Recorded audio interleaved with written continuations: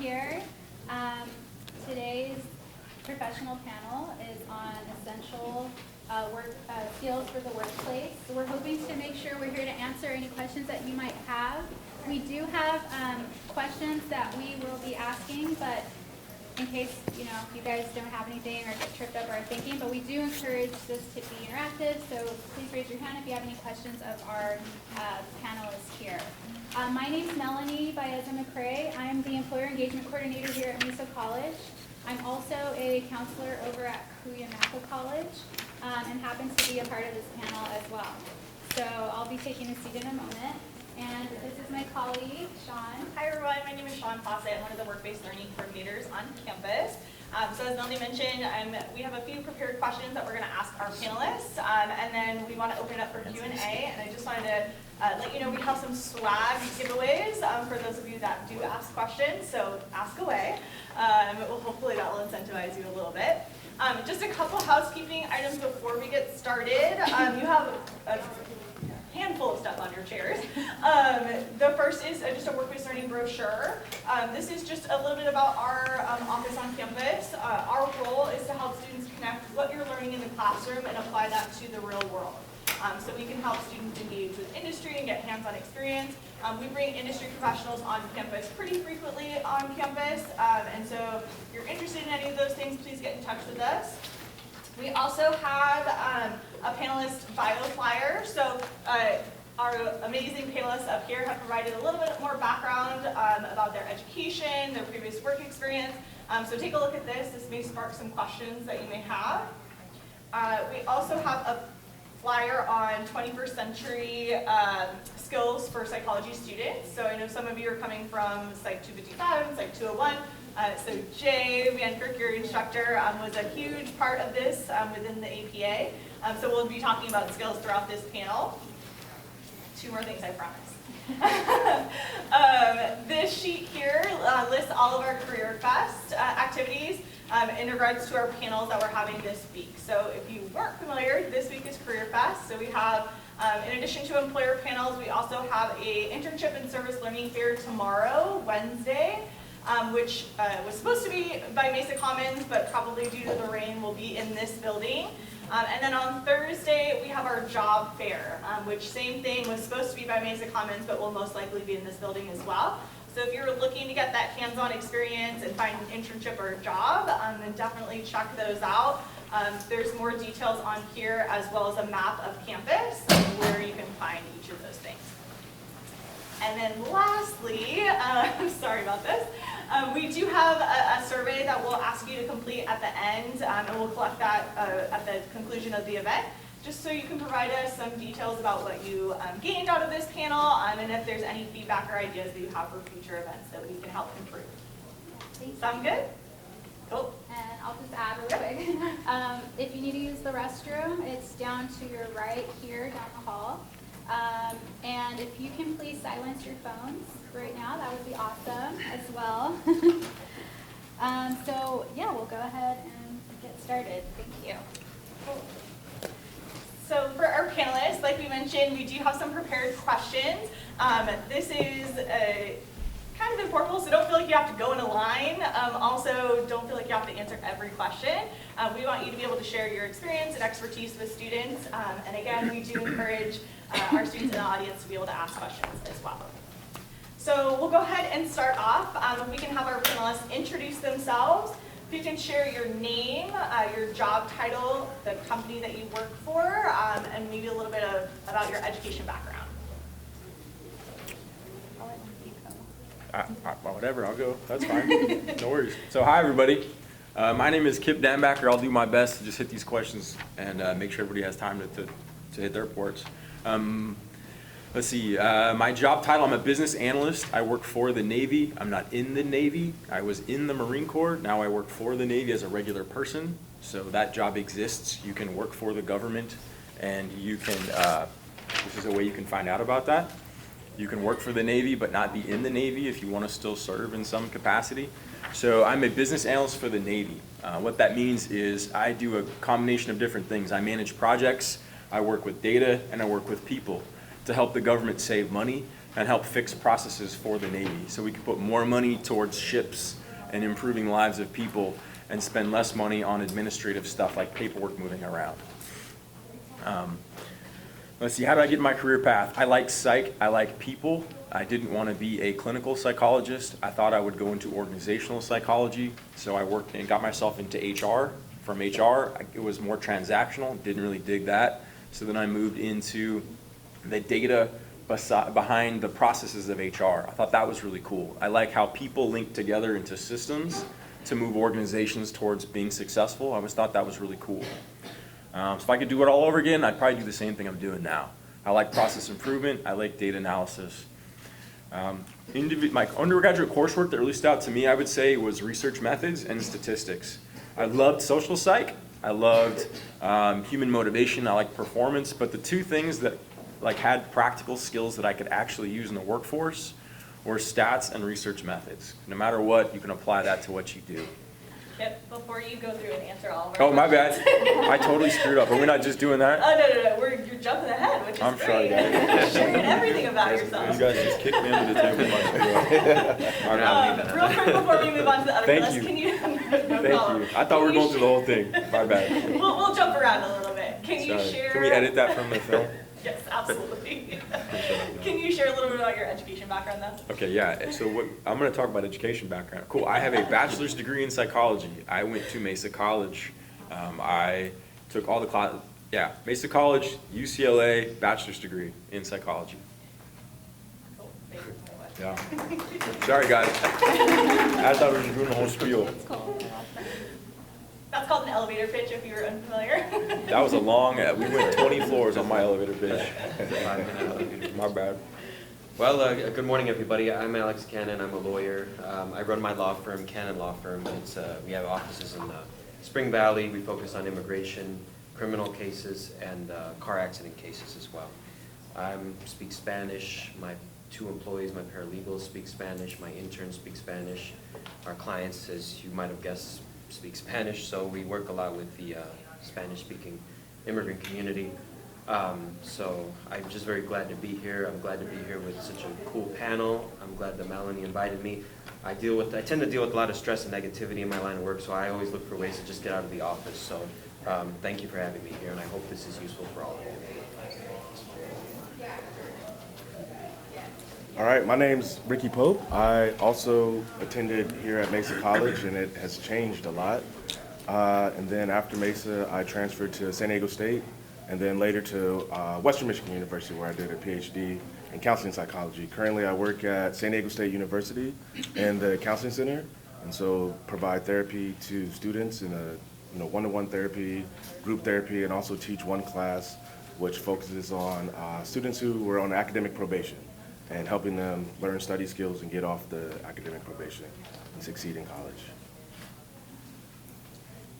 And again, my name's Melanie Baeza McCrae, and like I mentioned earlier, I right now have two jobs. I am an adjunct faculty here as employer engagement coordinator, and I'm a counselor for CalWorks over at Cuyamaca College. And CalWorks, for those of you who aren't familiar, is a program for students who are receiving cash aid or in our Welfare to Work program. So I'm there to help support them and be an advocate and help them along with their career and academic planning. My education background, I was a community college student as a psych major. At that time, I was living up in the Central Coast, so I went to a school called Allen Hancock College, and then from there I transferred to one of the local universities, which is Cal Poly, San Luis Obispo, where I finished my bachelor's in psych. And my focus there was in counseling. And then when I moved to San Diego, I started working at UCSD, and then I was also going to my master's program at the same time at the University of San Diego, USD, and I completed that master's in counseling. And that master's is what helped me get to the career that I'm at right now. Thank you. So you can see that we have a pretty diverse panel. I was catching a theme that all of you are doing something that is in the helping profession. And so a lot of times we work with students and choosing a major, choosing a career path can be a little bit challenging. So can you talk a little bit about how you decided to pursue the career that you're currently in? You guys hit that, I already talked. Okay, well, I guess we'll just start with you. But I kind of already did like 4 questions. Oh, that's right, yeah. That's more. I filled my space You already. check that one off, right? I'm gonna go ahead and go home. Well, just real quick with me, I'm sorry, what was the question again? How did you choose to get into your field? Okay, all right. I just kind of, this is going to sound weird, but I just flipped a coin. I had actually studied psychology, and I was between pursuing psychology at a master's level or going to law school. I just flipped a coin. I wound up going to law school. So here I am some years later. It was really that simple. So, yeah. Flip the coin? No. No. So, yeah. Go ahead, Ricky. For me, it's funny that you say law school, because I was thinking about going to law school. So my bachelor's was actually criminal justice, and I wanted to, kind of help underserved populations. And I had this moment where I went to a men's group, and it was, all men in the room, and one of the men was going through a really difficult breakup, and he was crying and emoting. I was like, men can't do that. And, after he kind of had his moment to disclose the things that he was struggling with, he got back into the circle of men, and he was fists, bumping people, and I was like, okay, well, it's okay. You can get this stuff out. And just kind of having that experience, of seeing that it's okay to share, your pain and your hurt, and kind of talk about things that are important to you. So it was kind of seeing how the psychologist who was the facilitator of the group, how he kind of facilitated everything. I was like, oh yeah, I want to be able to do that, and I want to help people in this way. And so and the LSAT was pretty hard too. And so I was like, you know what, I'm going psych all the way. So that's what kind of made me go towards the path of counseling. For me, I always felt comfortable like talking to people and learning about feelings and emotions and why people do what they do. So counseling and psychology was kind of something I was interested in even in high school. But when I started in college, I went in as thinking I would be a business major. I wanted to do business marketing because I wanted to use like the creativity and thinking more about like why people want to buy what they want to buy and like how to get people to buy things through ads. And but being, an undergrad, being community college, you have these general eds and basic classes that you have to take. So for business, I had to take economics and I had to take accounting. And these are subjects that I found out I wasn't that interested in. So I had to ask myself, like, do I want to really put the time into taking these classes just so I can transfer as a bachelor's? And the answer to that was no. So I also wasn't doing very well in those classes, and I wanted to, improve my GPA. So psychology was always kind of on the back of my mind. So I figured I'll just pursue psychology and go with that. So I'm glad I chose that. I think it is a good fit for me. It did take me some career exploration, talking to counselors, taking some career assessments, and all of the answers just kept coming back as like, yeah, with your personality type, this kind of is a good field to go with. So that's kind of how I kept going, and I focused on counseling because when I was a student, I have an interesting background. I mean, I was really young, but I thought I was really mature and kind of, as we all do, like an adult. I got married when I was 18, so I got married a week after I graduated high school.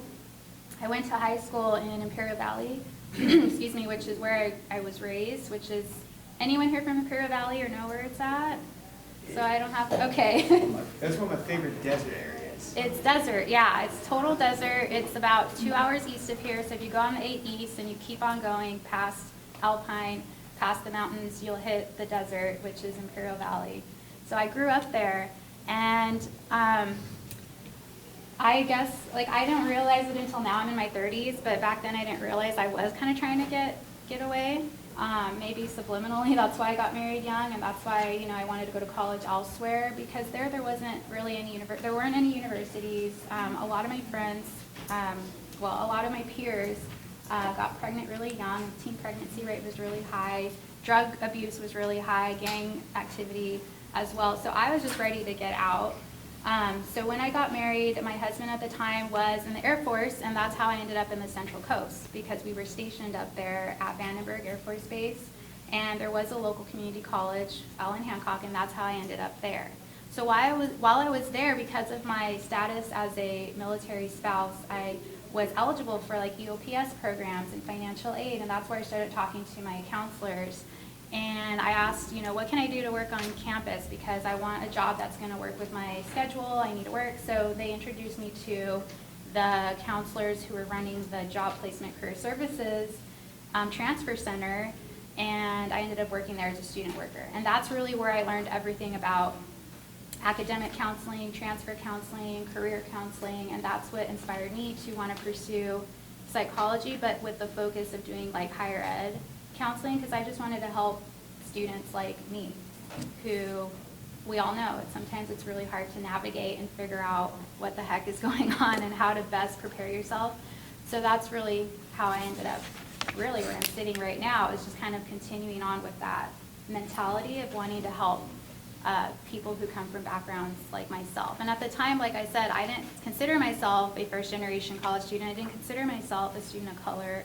I didn't consider myself coming from an underprivileged area, because I was just me. I'm just like doing my thing. But now as I'm older and I'm seeing, you know, there were barriers that I had to overcome, it just increases my passion to want to help other students and other people who come from backgrounds like mine. So that's why I'm here. Awesome. Thank you all for sharing.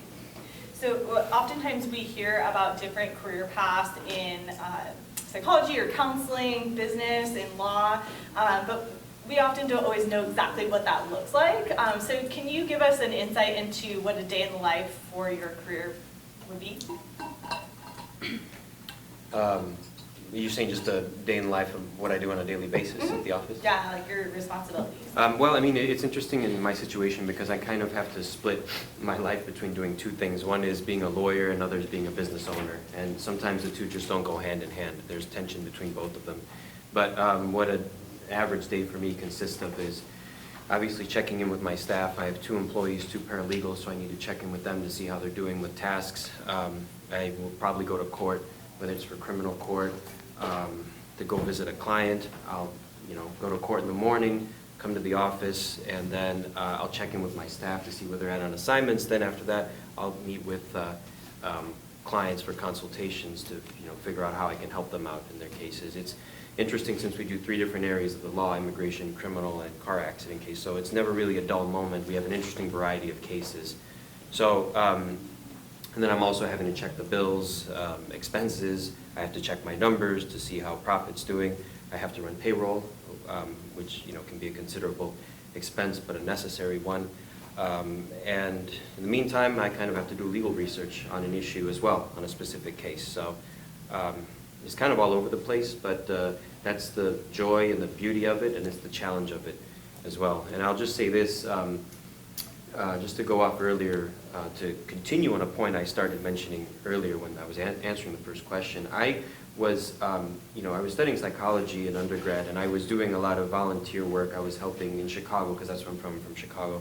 I helped I helped Spanish-speaking immigrants learn English. I would do that for fun. So we would need something to talk about, basically, and invariably we would wind up talking about immigration issues. So that's where I kind of got interested in immigration law. And then after that, I decided to focus more on law and do immigration law. So when I started my practice in 2013, I was doing just immigration law. And then over the years, it's expanded into criminal, state, federal, felony, misdemeanor. My immigrant clients started getting arrested for crimes, so they needed a lawyer to help them with their criminal cases as well. And then one of my clients got involved in a car accident one day, so then we started doing car accident cases as well. So that's kind of how the trajectory is and how an average day is for me. But it's always changing, and like I said, that's kind of the beauty of it, and that's kind of the uncertainty of it, but that's just the way things go. You guys want to go? Go ahead. You go ahead. Sure? I'll go after you, yeah. Okay. Flip a coin. I know, right? For me, pretty much every day's somewhat different, but somewhat the same. Definitely starts with a cup of coffee. Must have coffee. But yeah, I see students who are in distress, so stressed out about classes, stressed out about stuff that's going on at home, assess for risk, so there's sometimes they talk about really hard things, suicide, sexual assault, just the myriad of issues that people can be dealing with, food insecurity. Those cases are hard. Most recently, I had to talk to parents on the phone. That was new for me, and talking to a parent about kind of like where their son or daughter was not the easiest thing.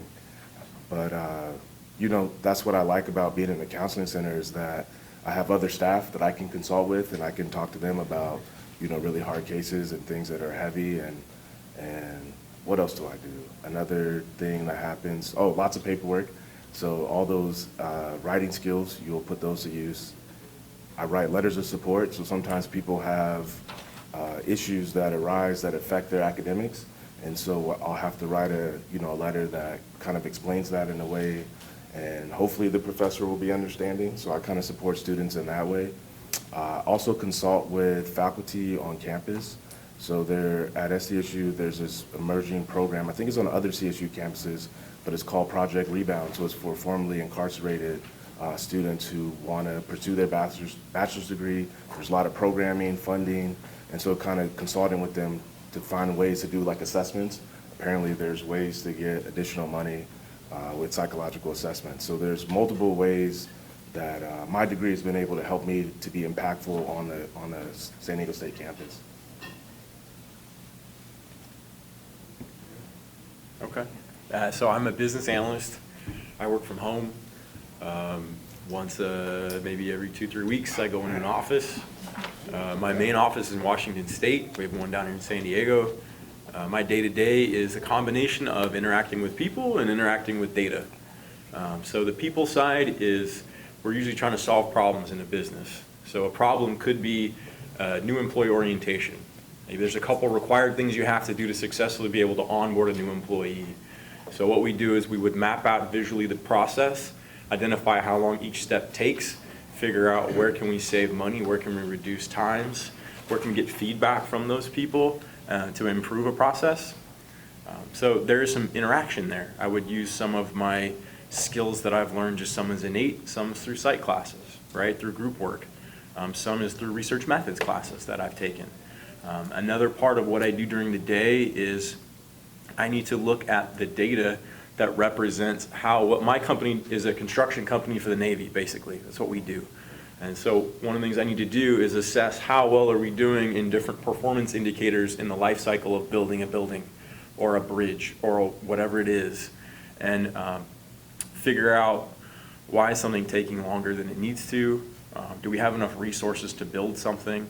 So that is very much straightforward, using statistics, that's using computer comfortable skills, using different types of software to visually create pictures of data so you can interact with it.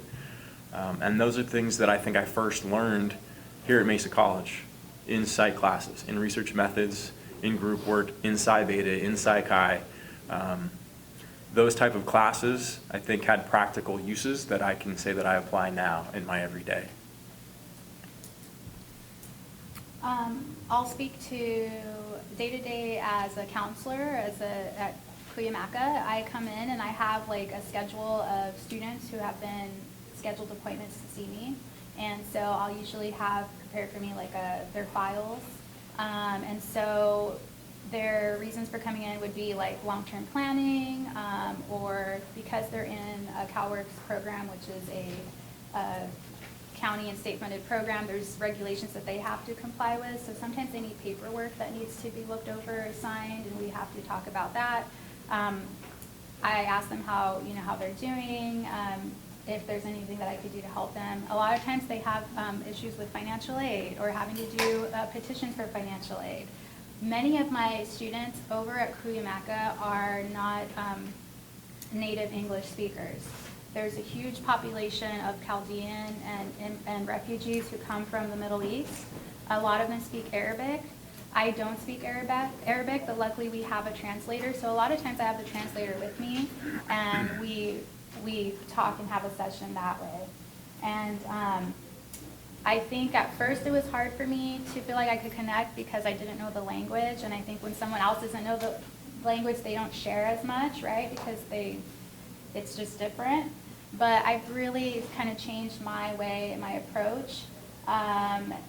When I look at them in the eye when I'm talking to them, even though someone else is translating for me, and I think that really makes a difference. Instead of talking to the translator and then, like having them look at the translator, it's coming from me. And so I think that is a counseling approach, that skill that I have, and a listening skill that's really important. And I think it's really helped with connecting more with my students. Yeah, so that's kind of the day-to-day usually is as a counselor, seeing students who are scheduled throughout the whole day, and then writing notes. I have to do a lot of note-taking so that other people who look at their file kind of know where we left off and know what's going on. Writing emails, advocating. Sometimes I have to send emails to their caseworkers who are like their social workers out in the county to advocate or ask, what's going on, or I talk to the student. I had a student who was in distress, shared that she was suffering from, depression, and there's just a lot going on. I mean, a lot of our students have housing insecurity or food insecurity, and it's stressful being in a system like welfare. So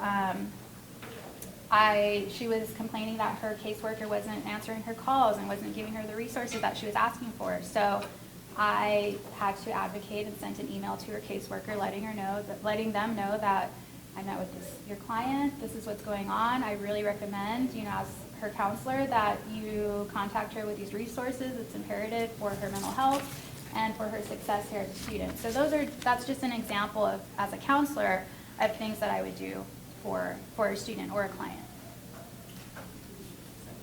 Okay. Questions from our audience? I have swag, remember? Somebody's got to start it. Go for it. As a counselor, do you ever deal with students that not that you don't like them, but it's kind of like, I can't help you anymore, like they're not helping themselves? Or like, how do you? For me, what an interesting question.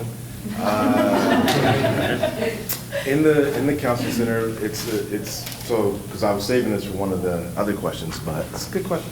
So nationwide, there's an increased use of counseling centers, at least on college campuses.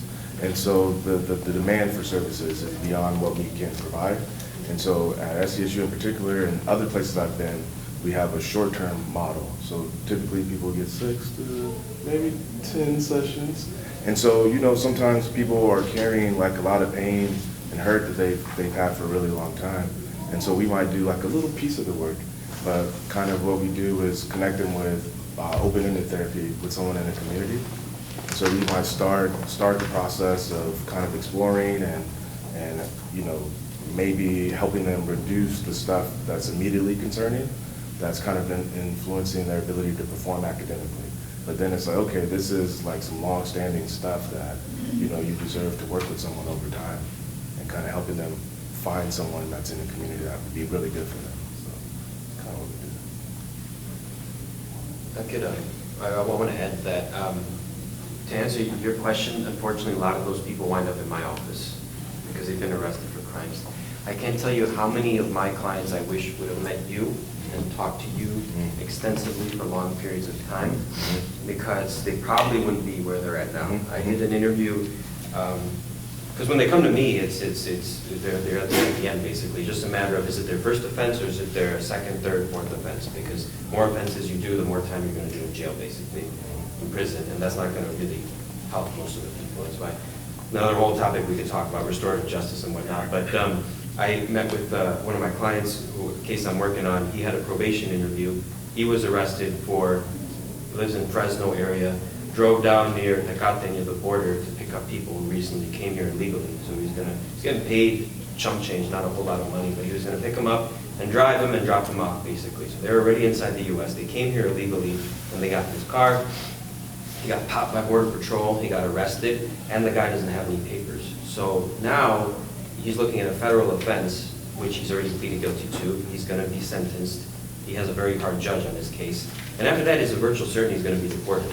And we spent an hour at his probation interview, and this is an important part of what I do, because unfortunately I have to be a counselor as well, but I have to watch my boundaries as well, because people come to me with their issues, and a lot of them are just talking and talking and talking. And when we do a sentencing in criminal court before the judge, we have to basically tell the judge, basically beg for mercy and explain to the judge, who is this person, right? Because he's a file number, he's a case number.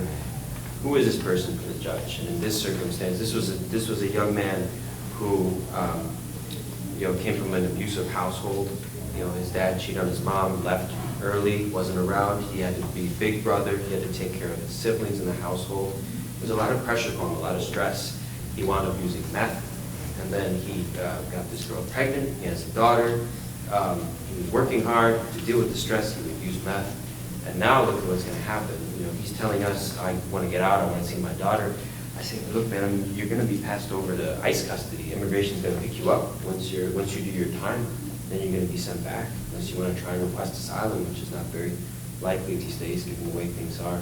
So as I listen to him, as I listen to some of my other clients who've been, arrested for domestic violence, convicted of domestic violence, drug crimes, bringing drugs across the border, I just wish, I wish these people would have, had the opportunity to meet people like you. It really would have helped them out. So you're going through so much. Just really quick to kind of end with that question, because it's a really great question. There's a free, it's open to everyone in San Diego. It's through the Mental Health of America of San Diego County. There's a free 8-week course for mental health first aid. And what it does is you can get a certificate in mental health first aid. It doesn't matter if that's your background. It just teaches you how to deal with people who might be difficult because for whatever reason, a lot of times it's because of mental health, and it's how to help people with that lens. So it's a great skill to have in any job that you're at, right? Because if you're dealing with people, there's always going to be some difficult person, right? And so it can really help you approach it from that angle to help them and also provide resources. So this is something that's open to the whole community. So if you search online, it's MHA, and then from there you can get some other information on what's out there. Yeah, I was curious to hear you guys' opinions on why do you think people choose crime over peace and harmony if they're in a really despairing state of mind? On that one. I'm sure there's layers to that response that this guy will tell you that he interacts with people on a regular basis, right? Not everybody has the same baseline, and that doesn't mean their social environment. I mean, people have genetic predispositions for things, right? But then they also have their environment, so they have a baseline that they live in because of their genes, but then they're exposed to so many different things within their environment, and each of those norms in each of that community is different, right? And so you're going to compare yourself to other people in your social norm, but if you don't have that support system, you don't have the social skills, you don't have the support network available, there's a lot of different things that just create variance in that person's interaction with society. And then if that can be compounded, all of a sudden now you've got a disconnect with society. Now you don't feel like you have that interaction that you really needed. So now you're less likely to reach out to somebody that is ready, that has those skill sets. But this is your world. You guys know this better than me. Yeah, I mean, a lot of the people, they don't necessarily choose the lifestyle. They just kind of fall into it. A lot of what I see with my cases is just it starts from childhood. And everything comes from childhood. It comes down to coming from a broken home, not having a healthy familial support, abuse, messes people up, and then they find themselves. Then you compound the situation, they don't have they're not U.S. citizens, get green cards, or they don't have papers at all. Like I've been getting a lot of these cases of these DACA kids who get arrested for crimes. I mean, it's unfortunate, but they lived here most of their lives, But unfortunately, a lot of people who lived here in the U.S. for a long period of time, this is all they know. So they get used to basically being here and living in the U.S. And a lot of people forget the fact that, especially based on the current political climate, you're risking being picked up and kicked out of America. being sent back home. But what I see with a lot of people is just, goes back to what I said earlier, they didn't have, Ricky to talk to, These people would have been better served by having, whether it's an older brother, a father figure, or a father, period, in their household. Mom can't do everything. That's what I see with a lot of my clients. I see it in like the domestic violence cases. So then they wind up doing it over and over. That's all they know. And then the criminal justice system isn't really going to address the issue because the judge is going to see, okay, how badly did you attack your wife? Okay, well, let's see. Now you violated probation, so you're going to kick up your sentence and you spend more time in prison. Same with DUIs. Same with drugs. Did you want to touch on that? Yeah, a little bit, I did. So while I was in part of my dissertation, I was studying young adults, and so kind of incorporating some of the psychological science, like the prefrontal cortex. It's the last region of the brain to develop, and so, young adults, adolescents, they do stupid stuff.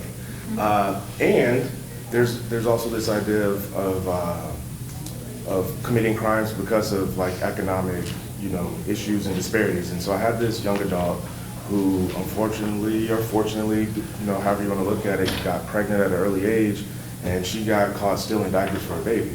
And so it was like this idea that she's not a bad person, she's not, out in the streets, but it was like, I need pampers for my baby, and so I'm gonna steal them because I can't afford to buy them. And so I was, she was lucky enough that this program came along called the Young Adult Diversion Court, where if she completed the program, those charges wouldn't go on her record. And so, if you get, convicted of something that affects your ability to get financial aid, if you decide you want to turn your life around and, do something different. So it was really cool to see her progress through that program and arrive at a set of different, choices. And also, in that program, she was able to get like stipends and money and support, through a grant that they have. So I think it's a little bit of both. Like it's like you're kind of put in some, difficult situations, but you've made some choices that probably aren't the best choices, and you don't really see like the future that you could have if you made some different choices, and then you need help and support. Things like all that comes together. I have a question for Mr. Kannan. So, are you saying we need something like a psych program with the Border Angels that might help? Border Angels? How so? Regarding what issue specifically? The mental health issues, Oh, the psych, should there be a program? There are some programs in place, but I think, ideally, it would be good to have more programs like what Ricky was talking about, diversion. For example, military, there's such programs. There's a program called military diversion. If you've been arrested for certain crimes and you're previously in the military, or you're in active duty, there's more of a humanistic approach where it's multifaceted. It's not just going through the criminal justice system and then doing time. It's you work closely with people like Ricky, and it's a very hands-on, introspective, intrinsic process. And then you comply with everything. You're held accountable, feet to the fire. You show up to court on time. The judge checks and sees what you're doing. Then the judge will dismiss the case. It's not on your record. I think there are some programs like that. I know San Diego's been pretty progressive, moving on situations like that. It would be nice to see more of it, but you have to keep in mind, realistically, just funds, grants, yellow tape. That'd be in a perfect world, but at the very least, we do have programs like that. But I find that those programs can tend to help people more, because you want to prevent the recidivism so they don't commit a crime again.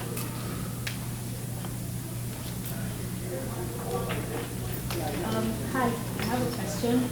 So, in the workplace, I just want to know, I know sometimes you deal with probably dynamic situations that are not necessarily illegal, but like outside the policy and procedure of a workplace, and you have to use your discretion sometimes to handle those situations. So, I know you have probably dealt with something like that. How would you advise someone to how to deal with something like that if you're faced with a situation similar to that? That is not necessarily illegal, but it's just not covered within the establishment of company's policy and procedure. You just have to be dynamic and be able to handle the situation discreetly. How would you advise someone who probably just got employed or is about to be employed to handle a situation like that? That's a great question. So you're saying, like, how do you handle a situation in the workplace Yeah. when something comes up that That maybe- is not in your regular, purview. That's not. I mean, it's part of your job function, okay. But Right. then it's not something you're used to doing. It's just a very different case that you're dealing with right now that you have probably never dealt with in the workplace, and probably the policy and procedure of that establishment has not really covered that aspect. Because it's a dynamic world. People come in with different issues that are not really covered entirely. So Right. if you're faced with something like that, that is so different from what you're used to seeing every day, how would you handle that kind of situation being a staff of that establishment? That's a great interview question for a job. I'm on the hot seat, we're on the hot seat. Does everyone have a? Well, I mean, you'd probably collaborate with someone, right? You'd probably get the advice of somebody. Yeah, I think that, so collaborating or consulting with The other right people. person. Yeah, so if it's something that, if it's not a crisis situation, which again, when I mentioned kind of getting trained on how to deal with crisis situations, at least to like simmer down the situation at hand. But if it's something that can, the person is okay to wait for a minute or something like that, or hold, then you go and talk to someone, a colleague or someone that you trust or someone you know who might have more experience that is over you, and consult. Just say, this is the situation going on, not really sure how to handle it. This is what I'm thinking I want to do is, what do you think about that? And just like have a quick debriefing and then address. If you're unsure, it's always good to ask someone else for help and let them know why you're approaching them, because you want to make sure that you're handling the situation professionally. I think in helping professions too, it's like really important to be adaptable, especially in counseling, right? Because you never know what client is going to walk through your door or what situation is going to come up. And so being able to, like she mentioned, collaborate with other people, but also seeking resources outside of like your immediate like department or network. So going to nonprofits or other organizations that potentially could help whatever situation you're dealing with. I kind of deal with that on a daily basis because I get calls for things I don't know what to do. People call about the most random things. So I work on something important, which I recommend everybody, just work on building a network of people you trust, good professionals, depending what area you want to go into. That way you can rely on them if something comes up. I had somebody once call me, the person was looking at life in prison. I hadn't done a heavy criminal case like that, so I called up my senior, one of my colleagues who said, he's been doing criminal defense for many years, and we wound up doing the case together. So there are ways around it. You just have to find the right people to trust and rely on. One thing that I've learned too in my professional experience is you're never the expert in everything, and so that's okay, right? And so to be able to rely on other people, I think is really impactful, and for you to be able to do your job to the best of your ability, to be humble about that and know it's okay that you're not an expert, but being able to seek out resources like Will mentioned. And then in terms of counseling, the way, we have our law and then we have our ethics. And so this idea of social justice as well. And so sometimes there's flexibility there to kind of look at a situation, and maybe a different therapist might look at it in a different way. But if you can justify your rationale, how you thought to the decision that you got to, and you're not breaking the law, and you're within your, the parameters of ethics, then it's an okay decision. Yeah, and there's actually courses you can take, in college in ethics or other things to read up on, because it is important. Sometimes when you hear ethics, it's like, oh gosh, I don't want to do that, it sounds boring. But it is an important part, I think, in any field, not just psychology or counseling, knowing the ethics of a certain field or area, because there's always going to be gray area. Nothing's black and white, but if you are at least if you understand the ethics behind why you do something or why other people are doing things, that can help alleviate a lot of situations that might be awkward. Yeah, bye. So I have a question for Ricky. You talked about Project Rebound. Can you explain a little bit of what that is and what kind of systems are in place for students who have been incarcerated and reacclimating to society and what challenges they face? Yes, so I think the biggest thing is essentially Project Rebound it's a program that's developing, I think it's on at least 10 CSU campuses, and San Diego State got it within the last year or two here. And so there's, cohorts of students that are coming through. There's programming that kind of informs them about how to pick classes, just kind of socializing them to the university life. Giving them funding and resources. Some students qualify for housing, so just really helping them navigate the college process. Some of the challenges they face are being in this new environment, and maybe not feeling safe. One of the counselors that I was consulting with kind of explained how some of the students he had worked with felt like living in the dorms, felt like being institutionalized again, and didn't really feel comfortable. So there's just things that come up, just the different traumas that they may have been through and trying to feel safe in that college environment. While and college is stressful. And so it just reactivates a lot. And so just needing additional support and programming and being around folks that kind of understand their struggle and their identity. So I think that's where Project Rebound is, and it's helpful. And there's been students who successfully graduated SDSU and have went on to do their master's degrees. And the director, he was formerly incarcerated and has a lot of passion to work with this population. So I think it's a really cool program, and I think it's going to do really well for these students. And if you're interested to learn more about working with formerly incarcerated students, we have a program here at Mesa. It's called Project Restart. It's very similar to SDSU, yeah. And so it's a similar program, as Ricky was mentioning, to what they do at San Diego State.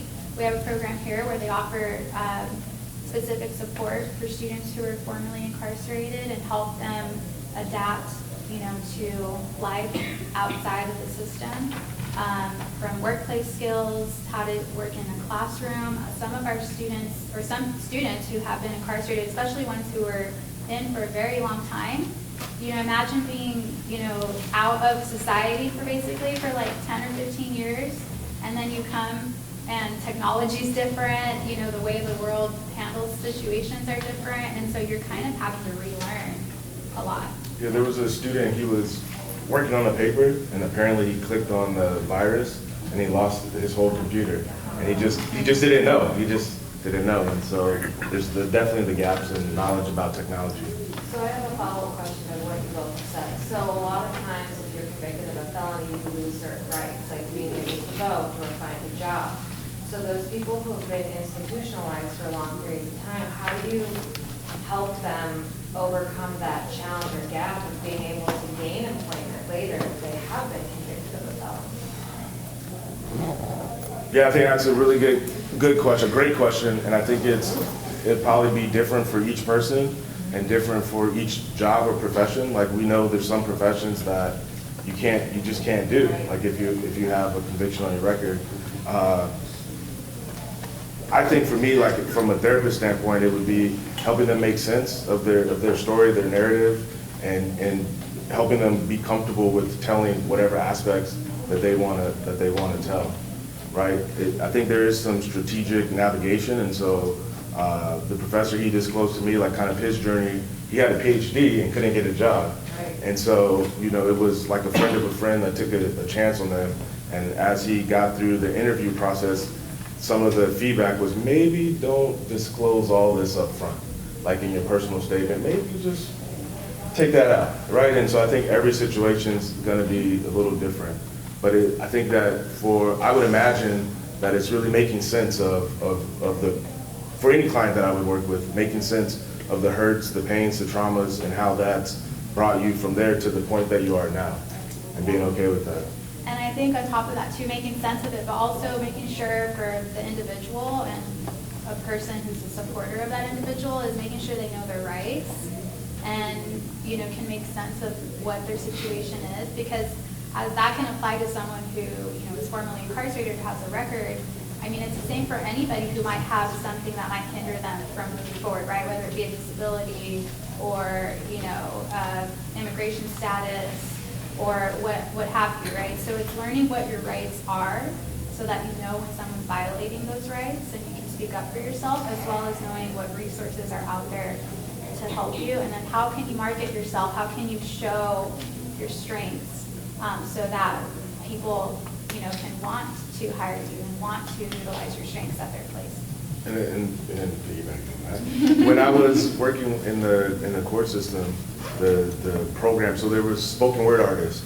Some of those folks had been justice involved, and so the youth really gravitated towards them.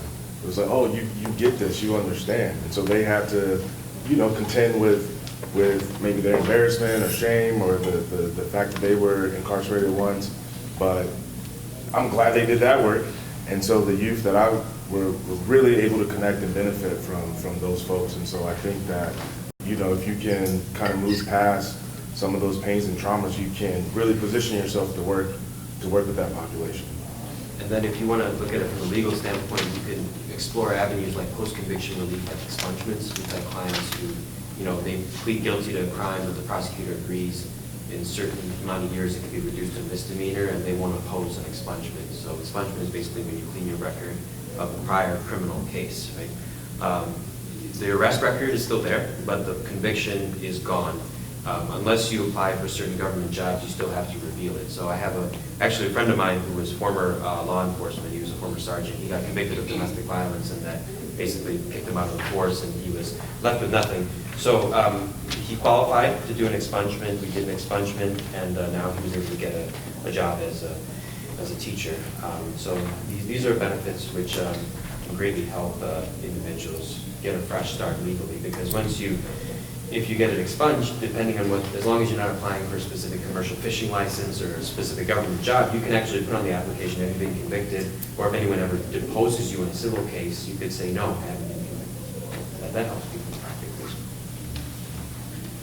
So being able to talk about employment, I think, is really important in preparing for the workforce. And so listened up until now, a few skill sets have been mentioned. Collaboration and teamwork, critical thinking, research and analysis, and probably the most important, and when we hear often from employers, is communication, both written and oral.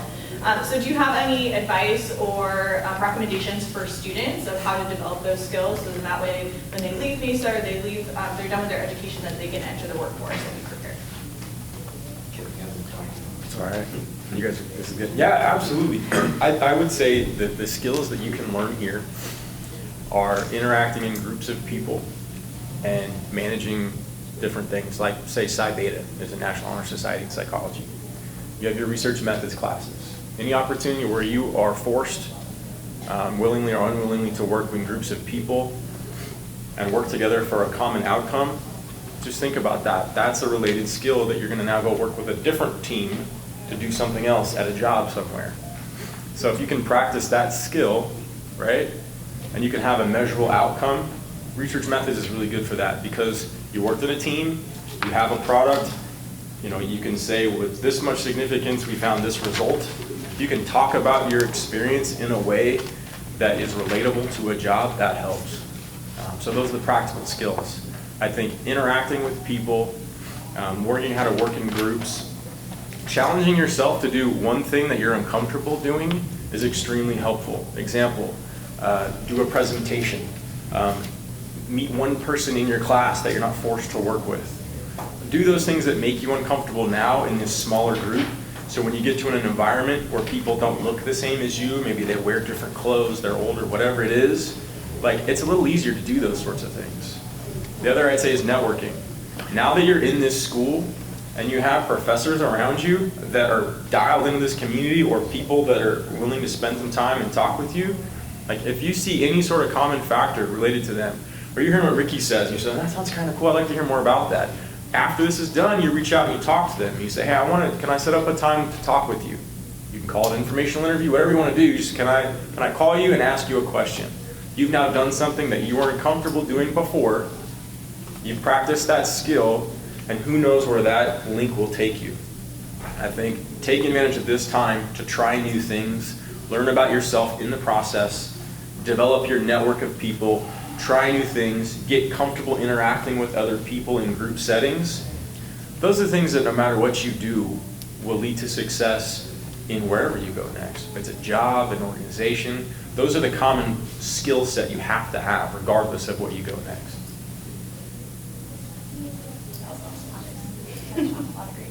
What's up? You touched on a lot of great points. Do all of you know what informational interviewing is? Yeah. Yes. Okay, yeah, what is it? So it's when you look at a company that you want to get a job in, you're not actually interviewing for the job. You're actually calling them to learn all the necessary information that you need to apply for the job. Like, what's the company's objective? What do they do? And how workers should expect to behave in that workforce. Yeah, that's, And it could be anything. I mean, how I would define it would be different. It doesn't mean it's the wrong answer. You're having an interview, you're having dialogue to obtain information that could be based on future employment, or it could be like, I just have an interest in what Ricky was talking about, and I want to learn more about Project Rebound. That could be an informational interview. In that conversation, a nugget could pop out of that conversation that sounds like something interesting. You go, you know what, I have a cousin who works in Florida who does this, and you go, oh, that's cool. I always wanted to go back to Florida and work in that area. You wouldn't have got that if you wouldn't have taken the initiative to ask the question. So being open to that experience creates dialogue. Now there's more information in the pool, different nuggets you can grab a hold of, right, that you might be able to create a connection for yourself with. But you have to be the catalyst. You have to be willing to make that change. You have to be willing to reach out and create those interactions. They're not going to come to you. Mesa College is a great opportunity for that because there are so many resources really, really closely connected to the community. When you get to a four-year university, you get in the career field, there's fewer of those interactions, there's fewer of those connections intent to help you and support you. I think this is a primary opportunity to take advantage of these resources. And like, I didn't know what was available while I was here. Not until I went down to student services or met people did I find out what was available. So if you're hearing new stuff today, go check out some of these resources. The Vet Center, the Student Services Center, just walk around, see what's available. I think you'll be surprised how many free resources you have available now that once you leave, it won't be as available. So take advantage now. Cool. What are some ways you might be able to do an informational interview? How might you be able to connect with someone in the industry?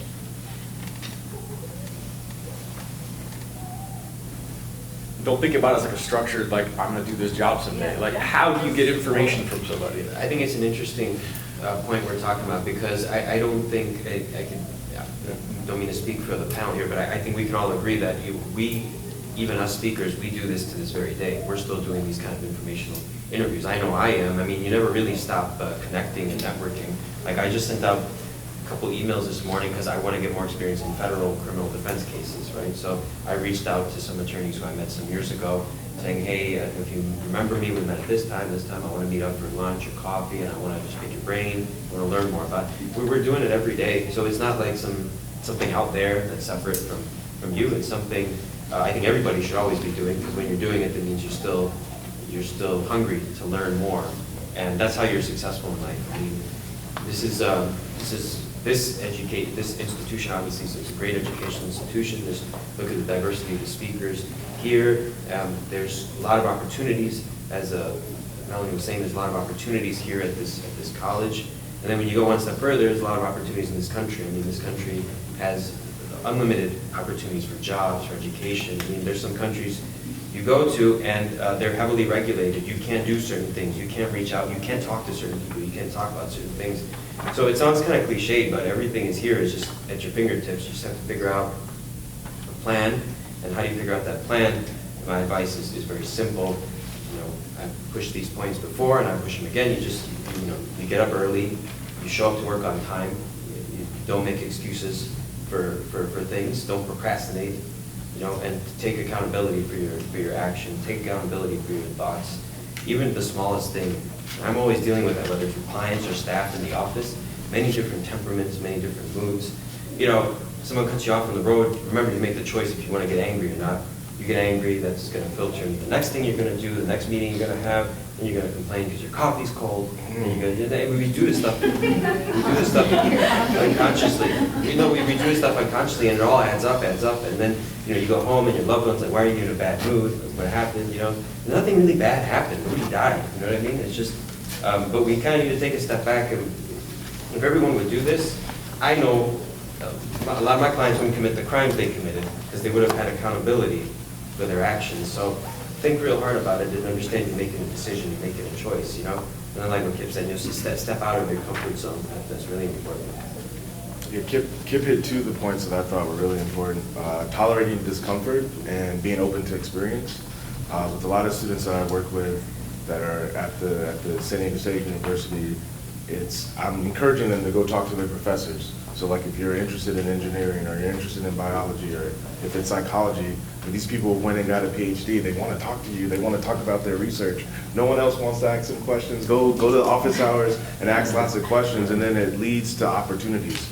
And it's just really, it's uncomfortable, you know, to talk to, they're so smart, I don't know what to say.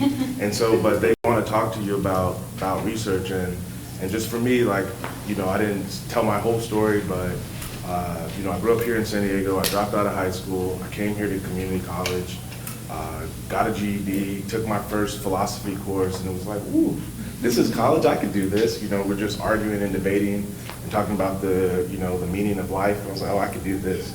And then I remember coming to one of these panels, and there was a guy, he went through Mesa and then ended up at Oxford University. I was like, there's no way. Like, how do you go from community college to Oxford? Like, international, like, how's that possible? And so for me, it just expanded like the possibilities of what I could do with my life. And so that was just going to Jay's office and talking to her and being open to doing things that I've never done, like Psi Beta, like honor society, me and honor society. Like it was just, I didn't see myself that way. But as I was open to the experience, I tolerated like the pieces that were uncomfortable, it just, opportunities just kept coming. It was just, okay, no, look, I got enough. Thank you so much, right? It was just like more and more things, and people wanted to meet me and give me these opportunities. So I think it's really just, it's stressful, it's uncomfortable, you don't want to say the wrong thing, you're nervous. Do it anyway and just go and do it. Yeah. So are you guys saying that you all had a mentor, like, going in to your... Yeah, for me, I wouldn't say yes, I had many mentors that would, you know, as I felt like connected to folks, I would ask questions and they would give me a piece along the way. Yeah. And then I found a person I would consider like my long-term mentor. But yeah, multiple mentors. I think that people can feel like that passion and dedication when you're asking questions and you're putting yourself out there. People are going to be compelled to help you. Like, okay, so how did you like find a mentor? You said you just asked questions and it kind of led you to a long-term mentor? 100%. And I think for me, like if I just think about Mesa in particular, it was joining Psi Beta and going to the meetings and talking to other students and listening to the things that Jay would talk about or the guest speakers would talk about and then asking them questions. And then it was like, oh, well, there's this opportunity. And then that opportunity led to, I ended up doing a summer research program at UCSD, and then I had a mentor there who taught me about collecting data in the community, and then that goes on the vita, on the resume, in the personal statement, and then when I transferred to San Diego State University, I was lucky enough to apply and hear about that through the pipeline of people that I've met, to hear about McNair. It's for underrepresented students in the sciences, and so I did summer research with another faculty there, and then that turned into, so it's just that these opportunities kind of just snowball as you kind of get into the network of people. They know people who know people who know people, and it just starts to happen. Do they kind of like recommend you to other people too? Like they're like, oh, I can't really help you in this, so let me kind of lead you in that direction. I don't know if it's that I can't really help you, but in terms of where you are, like I want to say they're like passing you off. Like I still reach out to Jay, like if I need a letter of recommendation for something, or if she needs me to do something. So I still stay connected with her. She's good people to be connected with. Also, I think that there's other mentors that, because it just depends on where you're going. And so you're going to be, like she knows people all over San Diego and probably nationwide. And so you're going to have a network. Actually, yes. So when I was interviewing for PhD programs, I went to Denver and she had a former Psi Beta student there. And instead of spending hundreds of dollars on a hotel, they let me stay there for the night. So it's just really like you have a network of people who are always looking out for you. But you have to, do the work and show up and, ask the questions and build that relationship. It's a relationship. Ricky, I think, hit a lot of points. And I think the only thing I would add is like, when people think about mentorship, at least when I think about mentorship, right? I'm thinking of like Gandalf with a long beard and a staff. He's gonna like show me the way, like give me a list of things I have to do to be successful. And I think we really need to challenge that perception. Like, it's really not. Think of yourself as a magnet, right? Yeah. You're cruising through a field, the road's gonna change, but along the way, you're gonna pick up this little nugget. And on the way, I think I might like this. I'm gonna pick up this little nugget. And as you're cruising around, each of the nugget is a person or an experience you had that you learned about the Young Adult Diversion Corps. And you're like, what is that? And then I looked it up online. And then when I was at the library, I talked to this person. And that's another nugget. You're gonna drift through life where you think you're headed in a path, and it may totally diverge. But along the way, be real with yourself and what you want, and you'll become your own Gandalf. Like, you don't need someone to write a list. You're gonna meet some awesome people that know what's up, and you're gonna learn from them as you go. But at no point are you gonna like look back in life and be like, as I'm on my deathbed, I'm really glad I met Gandalf. No, like, Gandalf, like, figure out where you wanna go, right? Have those interactions, and collect a little piece as you go. And at the end of life, you should be a magnet stuffed of all kinds of hairballs and little paper clips and all this stuff of your life that defines who you are in your experience, right? Yeah. So I think for me, like, if you can think about it that way, then it's okay where you currently are on the path.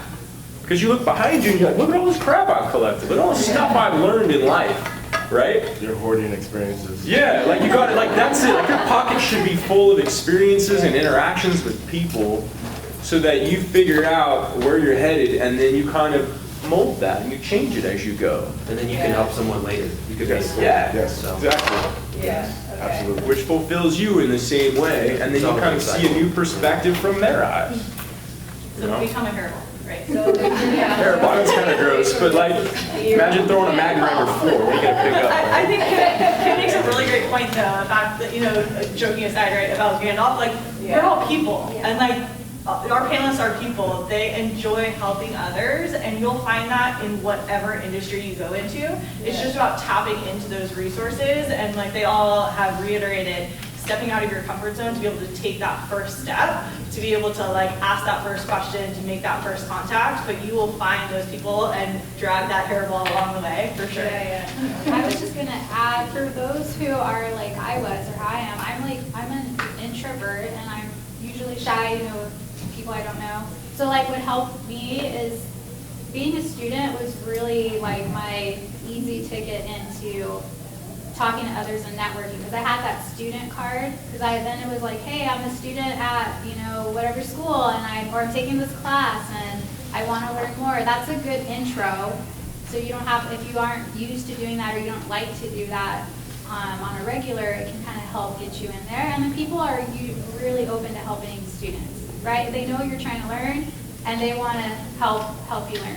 That's for anyone. And so for me, the easiest people to start at like mentorship type of relationships, or at least getting more information about the industry that I'm interested in or the subject, were my professors. So the fact that the professors who brought you in today care enough about your learning to bring you outside of class and have you here, you already know they're caring, and they are thinking about you growing. So they would be great people to kind of start those connections with outside of the classroom, and kind of seeing which professors you might connect with. Because from there, then I was able to maybe get connected to other people on campus or out in the community, and they were able to provide like letters of recommendation for me when I transferred on or applied for a scholarship or whatever it may be. So you can always start with like your neighbor, basically, who's right there in your circle at that moment, and then kind of move from there. My question is how you guys become a counselor, know about the student, they choosing the right direction to, for example, choosing their major, because between nervous, and because I'm a new student here, and with a new student, so we in a really short time, then we have to pick our major. And I met some students, they are choosing their major. They are finished almost half part, and then they drop, and they didn't choose another major. Then during the time, they're wasting a lot of time to pick the one major they want, and then they think they're not useful. And that's the first question. And the second question is about when we choose the major too early, we don't have another chance to pick another courses. For example, if you're a math person, and now I just good at math, then they don't have a chance to pick other, like, for example, they only choose math, they don't have a chance to pick, for example, communicate, or because they think they're not interesting. Then at the end, when they join the new life, for example, oh, okay, I don't know communicate, show they love the skill to really know how to connect with the people. And that's some people in my life. And I already can handle them because they say, oh, I never took communicate class. So they become a barrier, like a stop to with the pupil. So I just, if I have to choose a major too early, so we lost other chance to learn other subjects. And yeah. And also, third question is about, for example, personally coming up a lot of research. And for me, I was really stressed about, disease, so how are we going to handle it? I'm feeling stressed. How can I have a good mood, good safe environment to handle my emotion, to focus my classes? Yeah. And that's too much stress. So make me, okay, yeah, there are lots of things we have to learn, but how can I focus one direction or one thing I can get a learn do well? Yeah, you just hit the whole student experience, like basically the challenge of being a college student. Yeah, that's awesome. I mean, that you have that insight. Do any of you want to answer? Yeah, I could touch on two things at least. So I think it's unfortunate that sometimes students feel like they have to pick a major too early on. I think there's something about exploring different classes and seeing what you like. But I feel it like you want to get a job, like college is expensive, you want to start your career, and so there's that pressure that it feels like I got to hurry up and get done. There's something about, being able to take classes and figure out what you like and what you don't like. So I don't know, I say take the classes and figure it out. And it feels like that pressure, maybe there's some part of it that's real, but I don't know, there's something about just being able to take a broad range of classes and figure out like what you're good at and what you enjoy and maybe move in that direction. But I see it all the time, like at San Diego State, and I spent a year at UC Irvine. I had students whose parents were paying for their college, and you have to do engineering. But I don't like math, I don't like science, I want to do music. And so it's a really hard choice, and it's not always easy, and so it's like, is there any flexibility? Like, is there anybody in your family who can support you in making a different decision and not feeling like you have to do what your parents are telling you to do? Like, there's ways of thinking through it and kind of talking through it, and then for some folks, it's like, nope, there's no choices. I have to do something in the hard sciences. I have to go to nursing school. Okay, but then what about because their parents are paying for it, so then what about doing a master's or doing a bachelor's later on in life and doing something that you want. So kind of really like thinking about different options in that regard. Then in terms of handling stress and emotions, I think it's having social support. So having friends, having a therapist if you need one. Sometimes with college students, you feel like there's no time for exercise and physical activity, but we know that reduces stress. Getting a good night of sleep and drinking enough water throughout the day and nutritious foods all help to manage stress, right? And so it's just doing some of those basic points of living that can really help you manage stress. Yeah, just to kind of touch on that too, since with my role as a career counseling, academic counseling, this comes up all the time. And it is unfortunate because there's this contradictory message that students get. The first one is like, pick a major, hurry up, pick a major, and then you have all these classes that you have to take. But then there's this other side of like, what am I going to do for work when I graduate? Like, what then? And they don't always connect well. So I'm a big advocate for, first you want to think of a career path before you start focusing on the education, like what classes you're going to take. A good way to really help with that for anyone here is to get some work experience related to an area that maybe you think you're interested in, or an internship. Or if you don't have a lot of time that you think you could devote to like maybe a full semester of that, maybe do start with volunteer work where you can put maybe give 5-10 hours a month or something to start with, but in an area that you think you're interested in. Because when you're somewhere, just think about when you're trying to learn a new language. They always say immersion, language immersion, getting yourself in the culture where people speak the language is a better way to learn than just sitting down and taking a class or listening to like an audiobook. It's the same thing with learning work skills, and which will then teach you what you want to do, will help teach you what you're going to study or what you want to focus on. So if you immerse yourself in an environment with other people who might be like-minded or have focus on the same goal, then you're like soaking all that up like a sponge, like we talked about, the snowball, getting all those nuggets. It just happens naturally. And so the best thing to do is just maybe decide on where do I want to go, find a job or volunteer work or internship, and just put yourself there. And you can learn whether you love it and how it works, or you can learn that you hate it. But then that's even a learning experience in itself, because then you know that I'm not even going to go there. I'm not even going to deal with that. I'm going to try something different.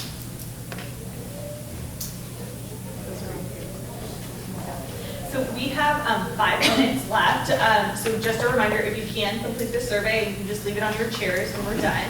But I just wanted to finish the panel. If our industry professionals can share one piece of advice for our students that you wish you had known back in the day when you were here, going through your educational experience as an undergrad.